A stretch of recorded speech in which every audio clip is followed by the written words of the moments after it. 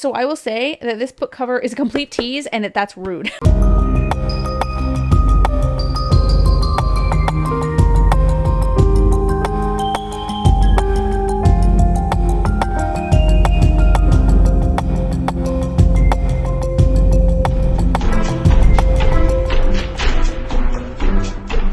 Hello, welcome to Sound and Fury Book Reviews. As usual, I am Tina.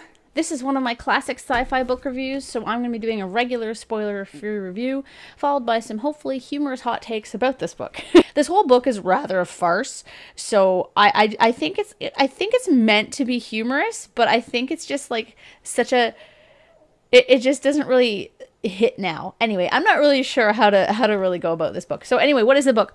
The book is The Bones of Zora by L. Sprague de Camp and Catherine Cook de Camp. This is the classic sci-fi from 1983 from Ace Science Fiction. So I obviously read this because of the cover. Like, look at this.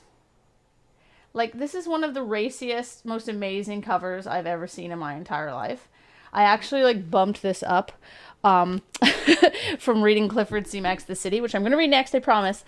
I just was like, I have to see what this is about. I'm like, is this woman going to like hang out with this lizard? I'm like super intrigued by this. Okay, so what is this book about? I'm just going to read the back. Secrets of Krishna.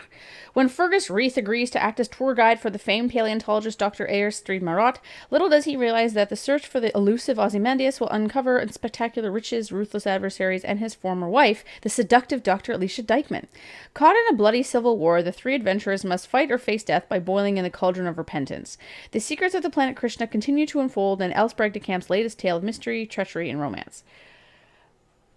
Most of what happens here is not really apparent from the story. Like, I wasn't aware there was a civil war when I'm reading this. I don't remember what the Cauldron of Repentance is because it clearly wasn't a big deal. This book is, I guess it's not really frustrating. It's just kind of disappointing. I will say, I'm going to start by saying that the most disappointing thing about this book is that the scene from the cover, and I'm going to show it again because it's amazing, the scene from the cover refers to something that happens for about one page and has nothing to do with the rest of the story. It could have been taken out of the story and nothing would have changed. So I will say that this book cover is a complete tease and that's rude. Okay, so let's start with characters. We have three main characters. We have Fergus, the guide, the tour guide, Marat, the paleontologist, and Alicia, the xenoanthropologist. I was like, what? This is my dream job. So like at the start of the book, I was like, this is awesome. Fergus and Alicia used to be married, but they broke up because their personalities clashed quite considerably. Both are stubborn people who refuse to bend even a little bit for one another. The novel actually spends far more time on their personal issues with one another than on the real story, which I was not expecting. It actually would have been interesting and kind of novel in this genre to have the plot be about two people attempting to love one another again, had Alicia's depiction not been so absolutely, well, terrible. It's annoying because I wanted to like Alicia. I really did. But she's insufferable on so many levels, and it seems like it's an intentional insufferability, I guess you could say. Like, it's like they purposefully made her annoying. Anyway, Fergus is kind of annoying too. They're both unlikable idiots, to be completely honest. And Marat, the French guy, he's just kind of there. He doesn't really have an arc, and the antagonist is unlikable with any sort of redemption arc himself, and he's barely in the novel. In truth, I would say that the novel is not quite terrible, but it's definitely disappointing and not really worth reading. Like, I wouldn't tell anyone to read this book. It's basically just them, these three people traveling around the world, but there's a considerable lack of tension. So it's episodic in a sense, and while there is a kind of slight attempt to explain how the world functions, it's very fragmented, so we don't really kind of get an overview or an understanding of how this world works.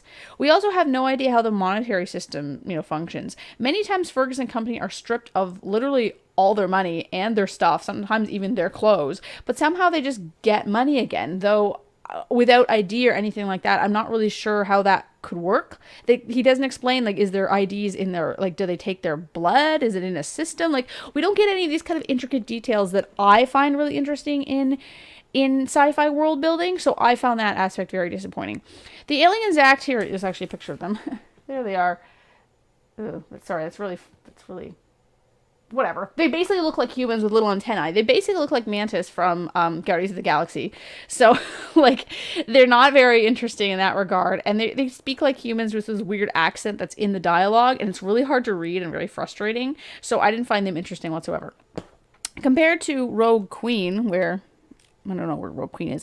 I have it somewhere in my stack. I did a review of it a long time ago. That book was so fascinating, and that book was done 30 years before. Like, this is a very, very poor cousin compared to Rogue Queen.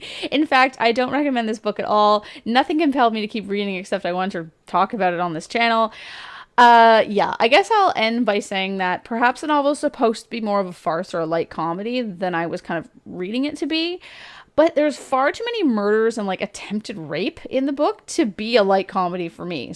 Movies and books in the 80s took a light approach for some reason to sexual assault. If you watch any kind of horror movie from the 80s, like pretty much it's like included or implied in at least one scene. So maybe that's where that came from. I don't know. I will just say that overall this book is weird, but not weird in a good way. It's just weird and kind of boring. I'm just going to talk about a couple of the little tech things first before I jump into my kind of like deeper kind of dive into this book. So one of the techs that they have is longevity pills, which people take every day to stall their aging. So that was an interesting concept, but it wasn't really fleshed out as much as I thought. Because this is like book 6 apparently of this Krishna series, perhaps it's discussed more in other books. Yeah, I don't know. I am of the mindset though that if you're going to have a book in a series, like you should still explain stuff for people. People that have read the first 5, you know, will just skim that part. But people that don't have any bearings in this world are going to need something. Another tech that they talk about is pretty much just the 3D printer, which the paleontologist uses to make fossils. It reminded me of that scene in Jurassic Park 3 when they make that like velociraptor trachea. Anyway, I was like, that's cool. And of course, not surprising, the microfiche is mentioned at one point. I don't think I've come across a single sci-fi book that I've read so far, maybe one, where they didn't talk about the microfiche, at least in passing. Like, the microfiche is such a big part of 80s and earlier sci-fi. It's so funny to me. It's just so funny. I used a microfiche machine maybe once in my life, and that was at university, and I was like, what is this really crappy computer? Anyway, so that's the end of my review proper. I'm going to jump into this kind of like just a list of all the weird crap in this book. So this isn't going to be too long, but this novel is hilarious in one way, and that's how fucking terrible it is on so many points. It's so incredibly sexist. I can understand and ignore a few things here and there in an old book, but in a book from the 80s, I wasn't expecting it to be this pervasive. It's absolutely constant, and I'm just like, the whole time I was like, how did a woman help write this? I don't know. Anyway, a lot of this pertains to how women are treated in the book, and it's weird because Fergus will say things like, I believe the lady will have the last word on that when it comes to her choices, but then he'll do something very sexist a few pages later. Like, it's a very odd kind of, it's not consistent, and that's why I found it was so strange. I did like that, you know, there were female soldiers and female leaders sometimes in the book. I mean, there were a small minority, but they are there. And there's a female villain, a pirate, which was kind of cool. And Alicia herself is a doctor who is self-assured and strong-willed. But it seems like the novel is kind of wanting to punish her for that by making it so her brash personality is what keeps her from getting Fergus in the end and getting her into trouble. And honestly, that aspect, you know, two personalities not being compatible, that's fine. I think that's actually the interesting thing about the book. But it's the other things that are very odd about her character. Like, I don't know, she was just almost like she was too hyperbolic for me. Like, she was just so over the top. And as I mentioned before, there's a lot of like very not well handled violence against women and sexual assault in this book. Like, Alicia gets beat up by a man who is forcing her to have sex with him to keep her from becoming destitute. A line from the book is, and I quote, "No fucky, no jobby." Like, this book is crazy.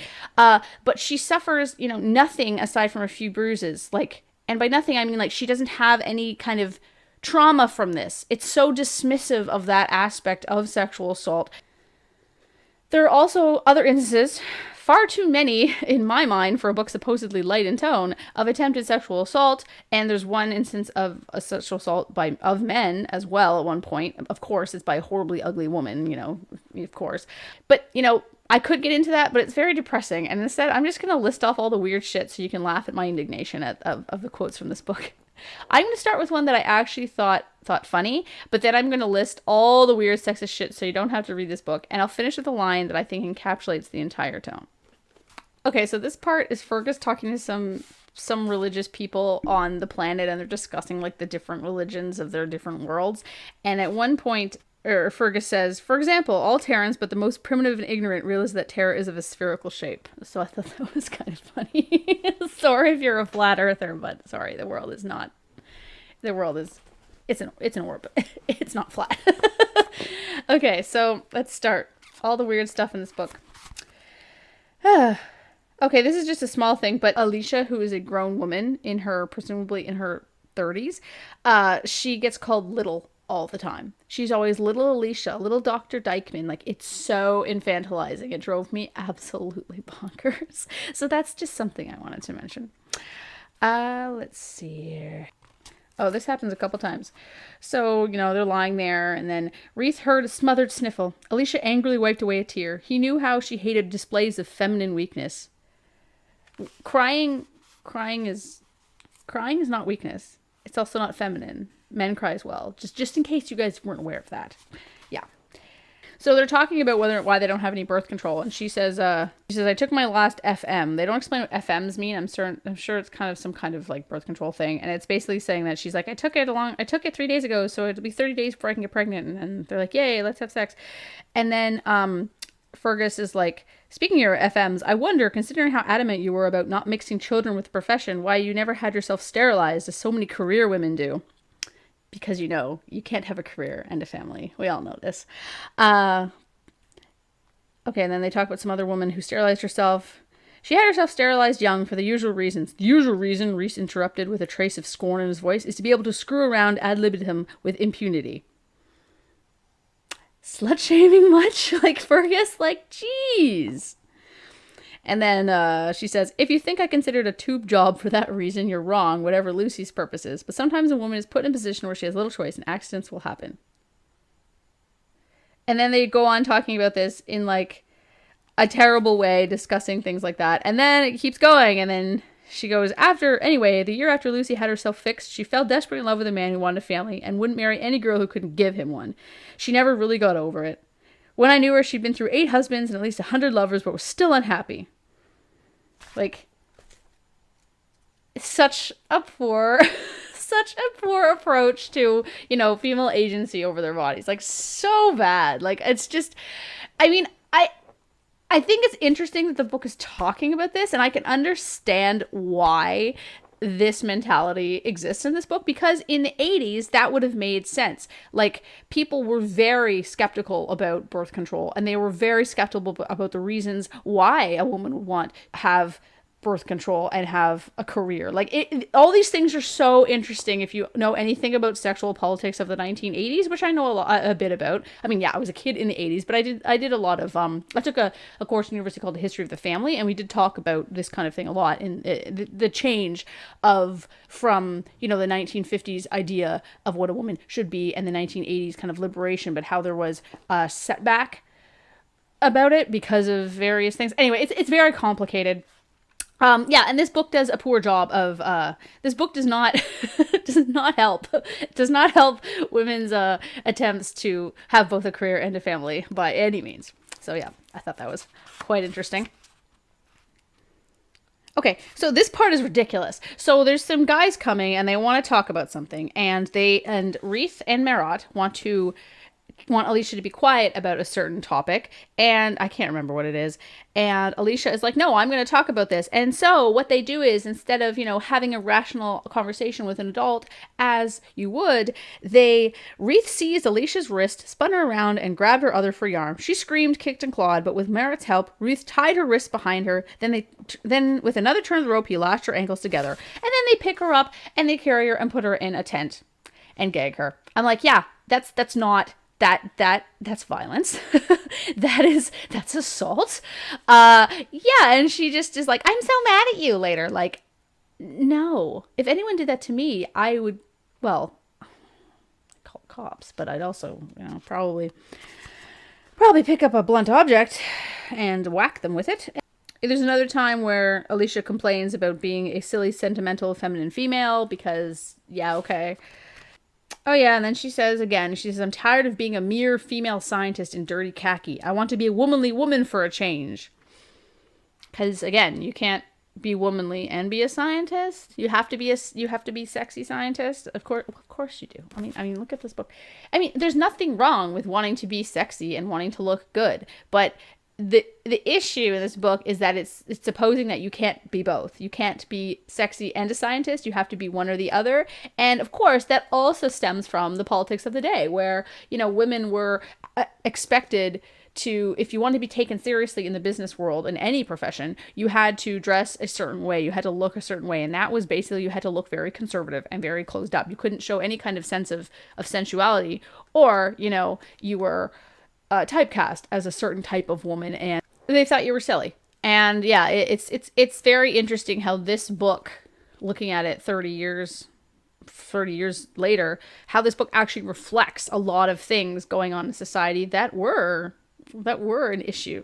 Like, I just find that's why I like to do these deep dives, because I find it really fascinating to do like a new historicist look at it. Like, why is this book discussing these things? Why is this book approaching things from this angle? It's like, of course it's not going to approach things from an angle that we have today. It's obviously going to look at things from how people saw stuff in that time period. So it was interesting. It's just interesting to me to see it reflected in such a specific and very obvious way. Like, sometimes it's a bit less obvious, like you kind of have to dig for it, but this book is so blatantly like 80s in its approach to sexuality and women that it's funny. Like, it's so funny. It's so stupid. Here's my favorite line from the book. It's so wonderful. Aristide, said Reith warily, they found cures for lots of things, like cancer, alcoholism, and homosexuality. But nobody has found a remedy for the female addiction to shopping. There are so many things wrong with that sentence. So I'm going to leave it there.